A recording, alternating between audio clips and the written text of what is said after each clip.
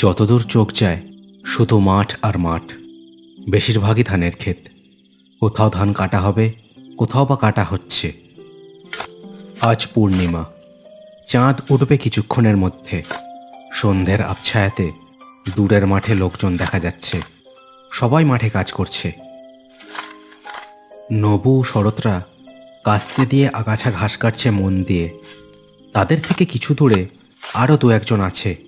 হ্যারিকেনের আলোতে তাদের হাসি মুখগুলো দেখা যায়। ধান ক্ষেত থেকে মাত্র হাত বিশেক দূরে একটা কঞ্চি দিয়ে তৈরি মাচা। মাচায় প্রায় 70 বছরের এক রোগাটে বুড়ো বসে হুঁকো টানছে আর আকাশের দিকে দেখছে বারবার। বুড়ো লোকটার দিকে একবার তাকিয়ে মুচকি হেসে কাজ থামিয়ে দিয়ে নবু বলে উঠল, এই দেখ দেখ গুণিন মাঝিকে দেখ, বুড়োটা আবার মাচাটায় বসে আকাশের দিকে তাকিয়ে আছে।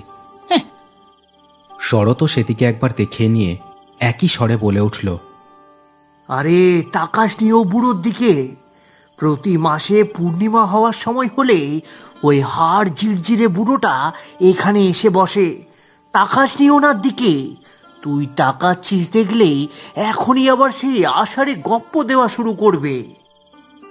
তা যা বলেছিস, কি যে হয় বুড়োর আকাশের চাঁদ দেখলেই যেন ওনার মাথার পোকা একেবারে নড়ে ওঠে।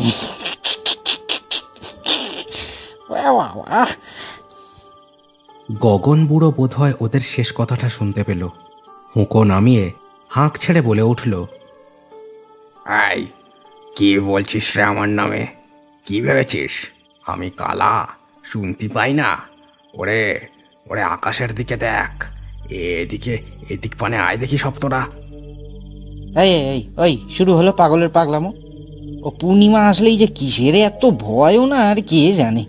চল দেখি তো কি বলছে, চল। শরৎ বিরক্ত হয়ে কাস্তেটা একদিকে নামিয়ে রেখে উঠে দাঁড়ালো। তারপর দুজনে ঘাস মারিয়ে হেঁটে গেল মাচার দিকে। ওরা দুজন বুড়োর সামনে এসে দাঁড়াতেই গগন বুড়ো ওদেরকে দেখে একরকম ভয়ের স্বরে বলে উঠল, একই শুধু তোরা দুজন এলি? আরে ওদেরও ডাক। আজ আজ রাতটা ভালো না। এই রাতের জন্যেই আমি আমার সারা জীবন ধরে অপেক্ষা করছি। ডাক ডাক ওদের সবাইকে এখানে। শরৎ আর নবু এ কথায় যেন বিরক্ত হলো। এই গগন বুড়ো পেশায় মাঝি হলেও পাগলাটে গোছের, কিন্তু খুব ভালো মনের মানুষ। টুকটাক কুনিনবিদ্যেও তার বেশ ভালো জানা আছে। আচ্ছা দাঁড়াও দাঁড়াও, কি যে বলো ছাই কিছুই বুঝি না। ও গড়াই, এই পাঁচু, এই তোরা সব এদিকে আয় তো দেখি একবার। খুড়ো কি সব বলছে দেখ তো, কি বলছে শোন। মাঠের মধ্যে এদিক ওদিক যারা কাজ করছিল, ঘাসের মধ্যে থেকে তাদের মাথাগুলো উঁচু হতে দেখা গেল। পাঁচু আর গড়াই উঠেও দাঁড়ালো। কি বলছো গো ও নবুদা, কি হলো? ওরে এইদিকে আয় তোরা। গগন খুড়ো দেখ কি বলছে, শুনে যা একবার। পাঁচু আর গড়াই মুখে বিরক্ত নিয়ে ঘাসের মধ্যে দিয়ে হন হন করে হেঁটে এলো ওদের দিকে। কি হয়েছে গো ও খুড়ো, আবার তুমি পাগলামি শুরু করলে তো? আরে কতবার বলেছি সন্ধেবেলা হুঁকোয় ওসব ছাইপাশ পুড়ে খেও না, তা আমাদের কথা তুমি শুনলে তো? চাপ বেটা, দুদিনের ছোকরা শুধু বক্কর আর বক্কর। কিছু বুঝিস তুই? এই বাতাসে কিরকম পচা মাছের গন্ধ পাচ্ছিস না তোরা? আর আকাশের চাঁদখানা দেখ দেখ, কেমন সবজে রং ধরছে তাতে। আজই তারা আসবে। কথাটা কিন্তু সত্যি। গগন বুড়োর কথায় সবাই চাঁদের দিকে তাকিয়ে দেখল। সবুজ রঙের একটা ছোপ যেন ধরা পড়ছে চাঁদের ওপর। তাই তো রে, আকাশটা সত্যিই আজ কেমন অদ্ভুত লাগছে। কেন বল দেখিনি, কি ব্যাপার বলো তো খুড়ো? ওরে সব বলবো তোদের, আগে আমি যা বলছি জলদি তাই কর, নইলে কিন্তু অনেক দেরি হয়ে যাবে। এই দিনটার জন্যই আমি অপেক্ষা করতে করতে বুড়ো হয়ে গেলাম। কি কি কি কি করবো খুড়ো? কি কি বলছো তুমি? কিছুই যে ছাই বুঝি না।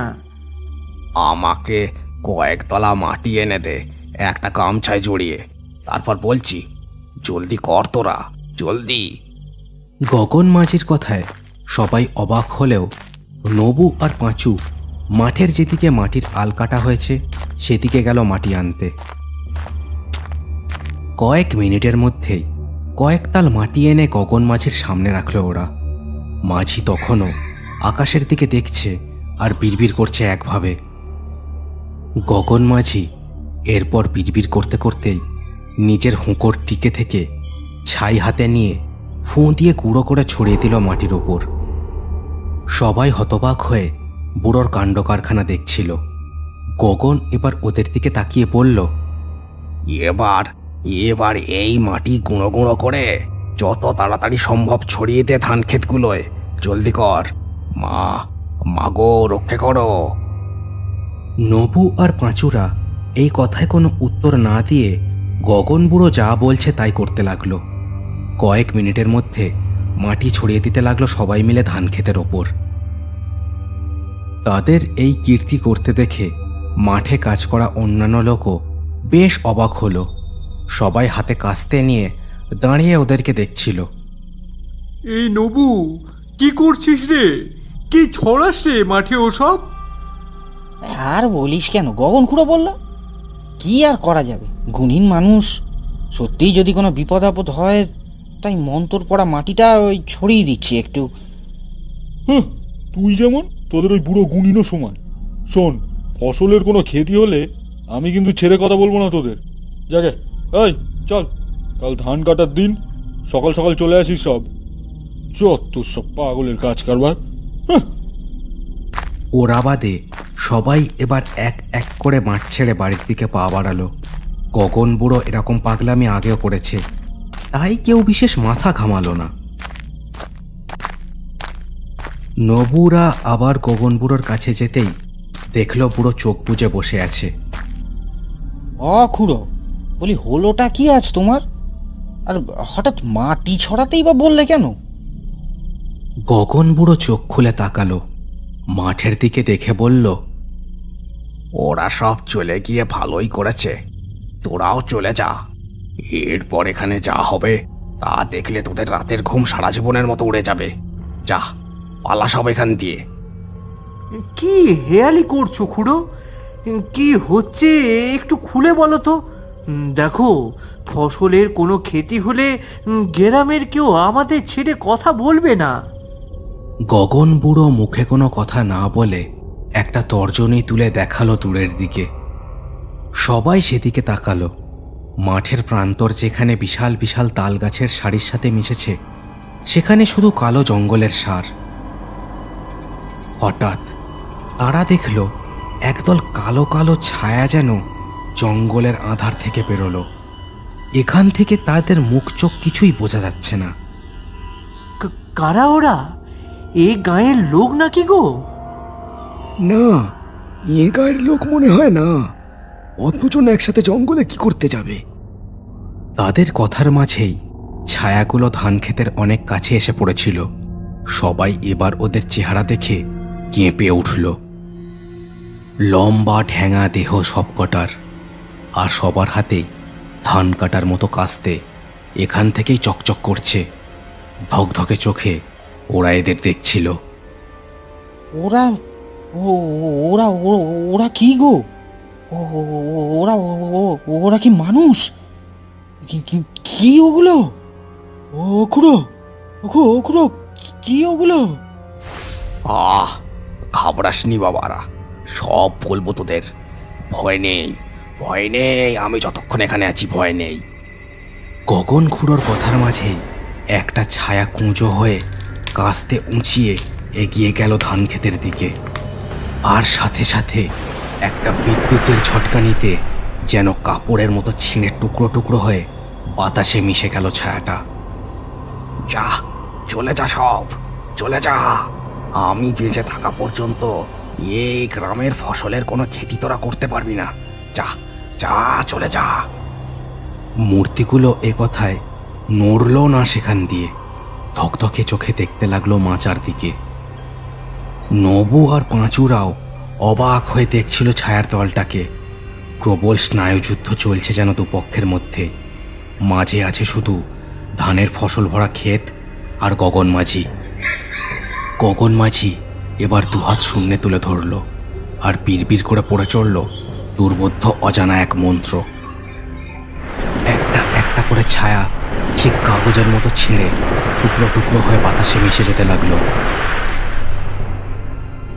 চাঁদের ওপর থেকে সবুজ মেঘটাও যেন কেটে গেল এরপর ধীরে ধীরে।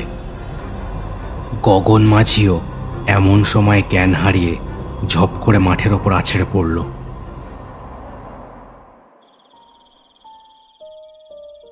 চোখে মুখে জল দেবার পর গগন মাঝির জ্ঞান ধীরে ধীরে ফিরে এসেছে। মাঝে বেশ খানিকটা সময় পেরিয়ে গেছে, বাতাসে কুমোট পচা গন্ধটাও নেই এখন। খুড়ো, ও খুড়ো, আরে এখন কেমন লাগছে? ও খুড়ো।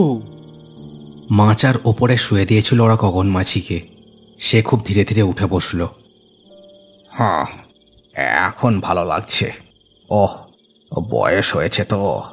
ওহ, আর সত্যি বলতে কি বলতো, আমি কখনো ভাবিনি এদের মুখোমুখি আমাকে আবার কখনো হতে হবে।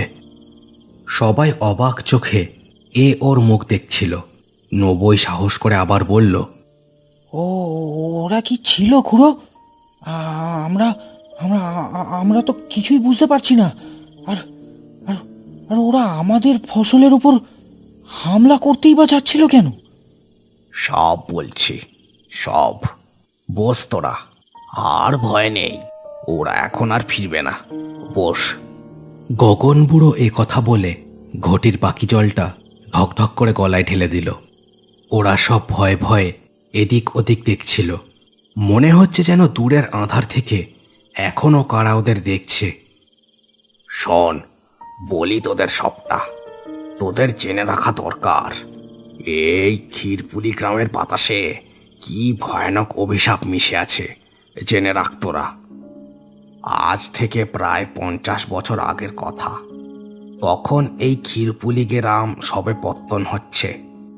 আমাদের পাশের বড় গ্রাম মানে পদ্মাহাটি তখন বেশ বর্ধিষ্ণু গাঁ।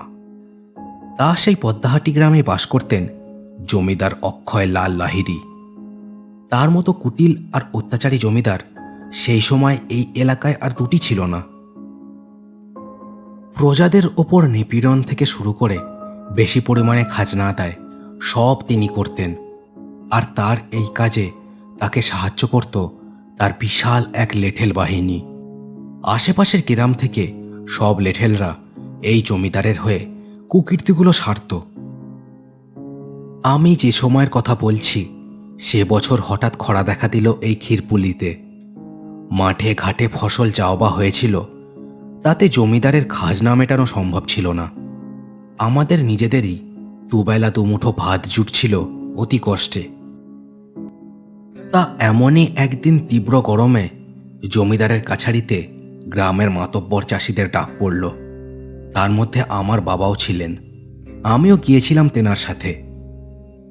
জমিদার বাবু, এই ক্ষীরপুলি গ্রামের সবাই আপনার কাছে একটা অনুরোধ করতে চাই। আপনি আমাদের রক্ষাকর্তা, যদি একটু দয়া করে শুনতেন। শোনো, খাজনা মকুবের কথা যদি বলো তবে কোনো সুবিধা হবে না কিন্তু, বুঝেছ? তোদের খাজনা মকুব করলে আমি সরকার বাহাদুরের ঘরে আমার খাজনা জমা দেব কি করে? অত বাগা চাষার দল, আর ধান তো মাঠে হয়েছে, আবার খাজনা মকুবের কথা বলিস কোন মুখে? হ্যাঁ, কিন্তু হুজুর, খরা হলো যে এবার, বৃষ্টির কোনো চিহ্ন নেই। মাঠের ওই কটা ধান তাও যদি আপনি খাজনা বলে নিয়ে নেন, তাহলে তাহলে ছেলেপুলে নিয়ে যে আমরা না খেয়ে মরব। চপ, আমার মুখের উপর কথা বলিস? দাঁড়া, তোদের ব্যবস্থা করছি।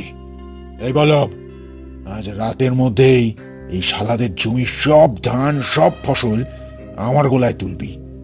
আর যদি কেউ বেগরবাই করে তো মেরে হাড় গুঁড়ো করে দিবি, বুঝেছিস?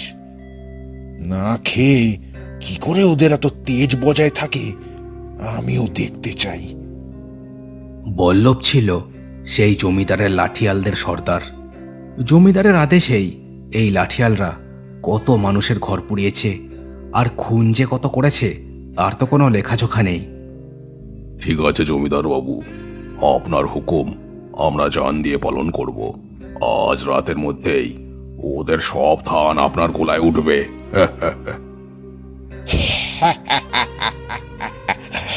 বেশ বেশ, এবার তোরা সব ভাগ এখান থেকে। এই বল্লভ, ভাগা এদের এখান থেকে। জমিদারের আদেশেই সেদিন লাঠিয়ালের দল আমাদের একরকম মারতে মারতেই বের করে দিয়েছিল কাছারি থেকে। সেদিন বাবা আর অন্যান্য চাষিদের চোখে দেখেছিলাম শুধু চরম ক্রোধ আর ঘৃণা। সন্ধ্যের আধার নামার পর গ্রামের বটতলায় আমার বাবা আর অন্যান্য চাষিরা বসালো তাদের এক গোপন সভা। সবাই সেখানে নিজেদের মতামত দিচ্ছিল। কি করা যায় বলো তো হরগুণিন? আজ রাতে যদি লাঠিয়ালের দলকে আটকানো না যায় তবে আমাদের মাঠের ফসলের একটা দানাও অবশিষ্ট থাকবে না যে। গায়ে চড়ে যেও ওদের আটকাবো সে শক্তি আমাদের দেহে নেই। চোখের সামনে এই অন্যায় দেখতে হবে। হে ভগবান, তুমি রক্ষা করো। চাষিদের এই হাহাকারে বাবার যেন রোগ চেপে গেল। আমার বাবাও সেকালের নাম করা গুণিন ছিলেন, কিন্তু কিছু চাষের জমি আমাদেরও ছিল। শোনো তোমরা, একটা কাজ করা যায়। আমি একটা বুদ্ধি ভেবেছি, কিন্তু তাতে তোমরা রাজি হবে কিনা জানি না, কারণ এ কাজে ভীষণ ঝুঁকি। এই দুঃসময়ে নিজেদের মাঠের ফসল বাঁচাতে আমরা দরকার পড়লে মানুষ খুন করতেও রাজি। তুমি বলো, কি বুদ্ধি বের করেছো? আমার বাবার চোখে সেদিন আমি দেখেছিলাম এক আকাশ ঘৃণা আর রাগ। সেদিন রাতেই যে ঘটনা ঘটল তাতে এই গ্রামের ওপর ছড়িয়ে পড়ল করাল এক অভিশাপ।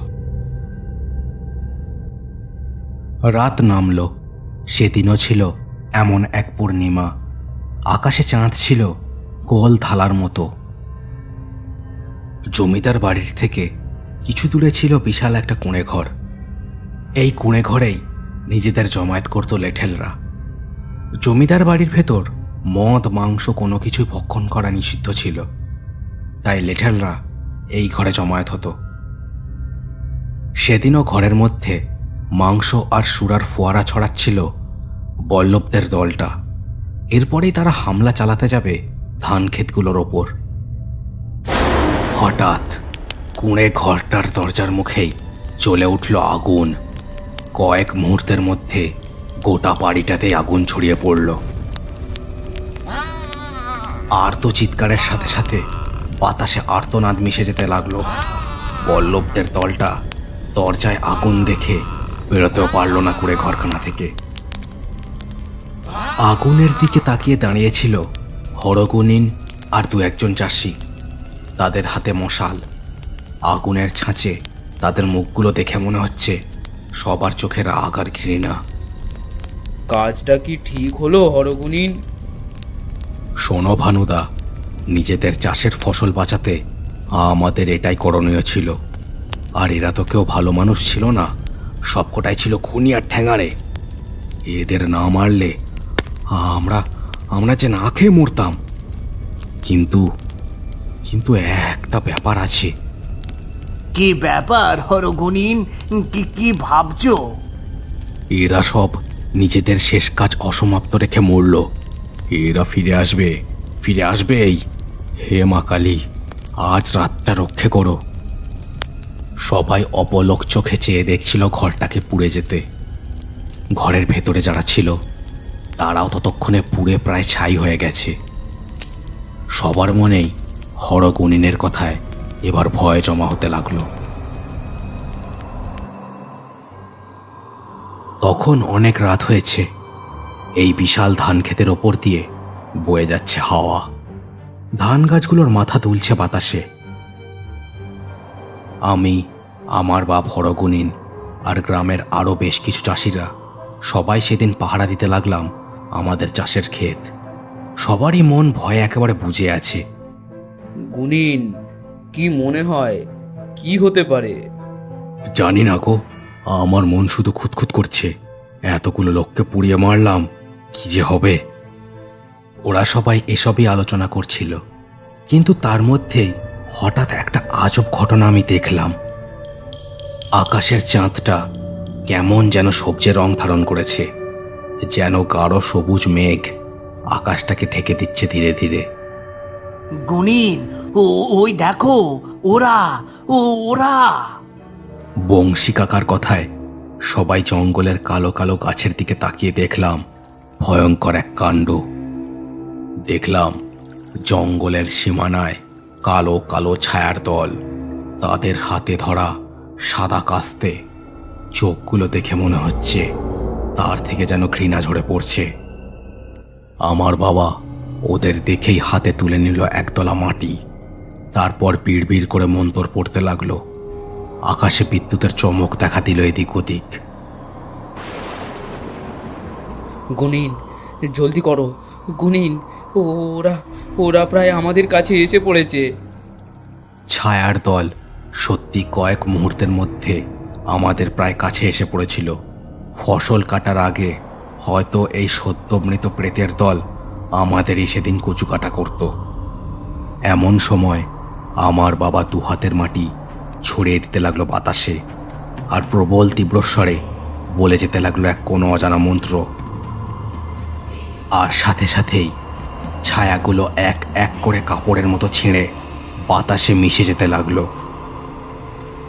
এরপর ধীরে ধীরে বাতাস থামলো, পরিবেশ আবার স্বাভাবিক হয়ে এলো। হরগুনিন ধপ করে বসে পড়ল মাটিতে, আকাশের দিকে মুখ তুলে বলল, শোনো, এ ব্যাপারখানার এখানেই শেষ হবে না। এই অতৃপ্ত প্রেতের দল আবার হয়তো সময়ের চাকা ঘুরলে ফিরে আসবে। এ গ্রামের বাতাসে অভিশাপ হয়ে থেকে যাবে এরা। আমি সেটা বুঝতে পারছি গো। এ কি অভিশাপ আমরা ছড়িয়ে দিলাম ক্ষীরপুলির ওপর! হে ভগবান, তুমি রক্ষা করো। ওদের আমরা হত্যা না করলে আমাদের সব ফসল ওরা কেটে নিয়ে যেত, আর ছেলেপুলে নিয়ে এবার দুর্ভিক্ষে মরতে হতো আমাদের। তোমরা চিন্তা করো না, আমার অবর্তমানে আমার এই ছেলে রক্ষা করবে এই গ্রামকে, এই ফসলের জমিকে। আমি সে বিদ্যে ওকে দিয়ে যাব। এ কথা বলে আমার বাপ আমার মুখের দিকে তাকালো। আমি সেই থেকে আজ অবধি শুধু প্রতীক্ষাই করে গেছি ওরা আবার কবে আসবে বলে। অপেক্ষা করতে করতে এই বুড়ো বয়সে আবার ওদের দেখা পেলাম আমি। ওরা ওরা এই গ্রামের মধ্যে মিশে থাকা এক অভিশাপ। অভিশাপ। ও খুড়ো, এরপর যদি কখনো ওরা ফিরে আসে, আমরা আমরা কি করব তাহলে? কি করব খুড়ো আমরা? ভয় পাস না নবু পাঁচু তোরা। আমি যতদিন বেঁচে আছি প্রাণ দিয়ে আটকাবো ওদের। আর আমার মৃত্যুর আগে তোদের সবাইকে শিখিয়ে দেবো আমার এই গুণিন বিদ্যে। ভয় পাস না। রাত হচ্ছে, সব বাড়ি যায় এবার। কাল ফসল তোলার দিন, খুশির দিন। যা যা যা, সব বাড়ি যা। সবাই অবাক হয়ে দেখছিল গগন মাঝিকে। এই বুড়োটাকে সবাই পাগল ভাবলেও এখন তারা বুঝল সে কত বড় রক্ষাকর্তা তাদের। আকাশের চাঁদটাও যেন তাদের এই ভাবনায় সায় দিল।